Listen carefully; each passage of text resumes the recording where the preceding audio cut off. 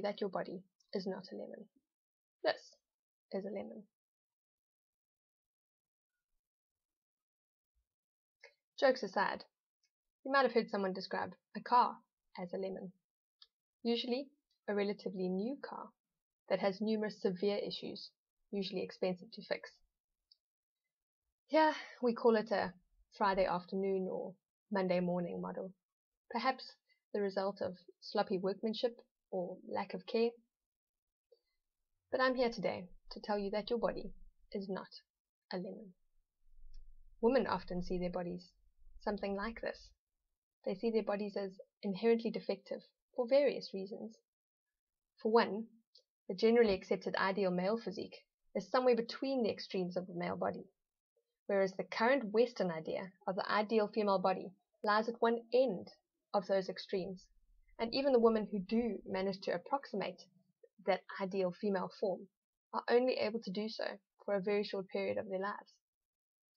Huge amounts of money are spent convincing women that they need to spend large amounts of money fixing themselves. Even the natural aging process, which somehow makes men more desirable, is something to be feared and averted at any cost. Showing some grey? Cover it up. Finding a few wrinkles? Pull them up. Breasts overcome by gravity? Strap them up or cut them up. You choose. Bad skin? Crazy cycle? Yeah, take some synthetic hormones. Hide the real reason for your troubles. Body hair? Pubic hair?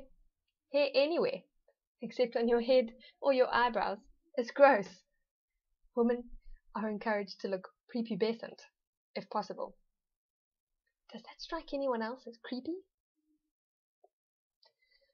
Many women see their vaginas as dirty, seeping wounds, mysterious and rather icky, and they worry that their vulvas don't look anything like the digitally altered images their partners are exposed to on the net. From plucking and waxing to surgery and stitches, pain for the sake of beauty seems the norm. So how does this relate to birth? I'm in South Africa, and I don't know all of the statistics here, but in America, at the moment, 43% of birthing women apparently require help going into labor or staying in labor. Am I the only one who finds it hard to believe that almost half of women's bodies don't know when to go into labor or how to stay in labor, and that 33% of women in America at the moment are said to require cesarean birth, but women birthing in America today are twice as likely to die in childbirth as their mothers. In many private hospitals here in South Africa, the cesarean section rate is over 75%. The World Health Organization says that anything over 15% is doing more harm than good. But you can understand how we got here. It's not only women who are convinced that their bodies are defective. It seems many of their caregivers believe the same thing. Your pelvis is too small. Your baby getting too big. I don't know if your body will go into labor at the right time. You aren't dilating fast enough. You need an episiotomy because you're just not pushing hard enough. Statements like these feed on and perpetuate the idea that a woman's body is inherently flawed and inadequate. A quote from Ina May Gaskin. She says, the technomedical model of maternity care, unlike the midwifery model, is comparatively new on the world scene.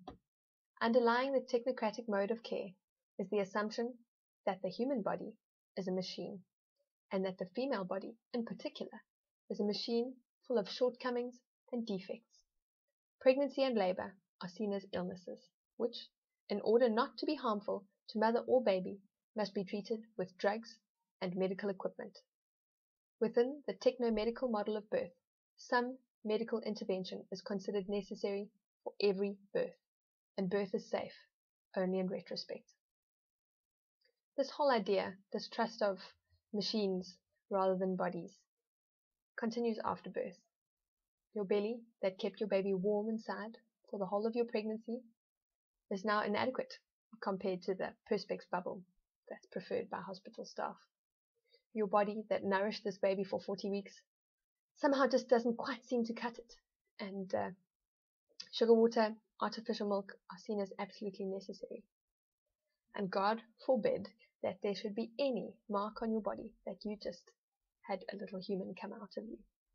Get that body back, pre-baby shape at once. Does this make you mad? It makes me mad that I used to believe the lie.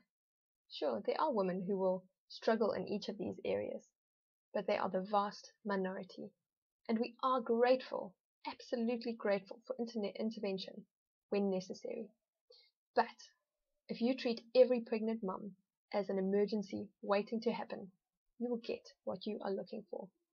If you expect health and you are familiar with health, then you know how to really recognize unhealth or problems when you see them. What we really need is a society that supports the natural processes of our body rather than overriding them, that encourages to look after our bodies from a place of acceptance and love rather than from a place of distrust and loathing. If you are pregnant right now, please do all you can to gather a team of people around you whom you trust, but most of all, people who trust you, people who trust your body, and people who trust birth.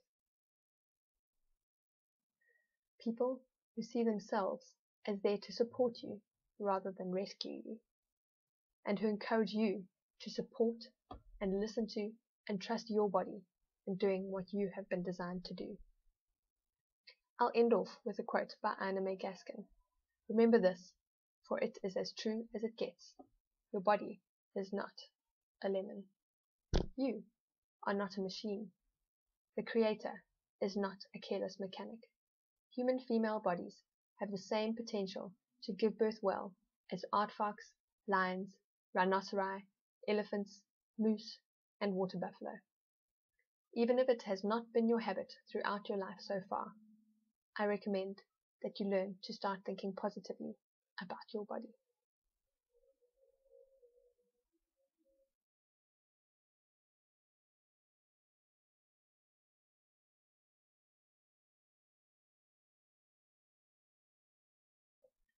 If you don't know who Ina May Gaskin is, then you need to know. A good place to start is her most recently published book, Ina May's Guide to Childbirth. It comes highly recommended for those who believe that their bodies are not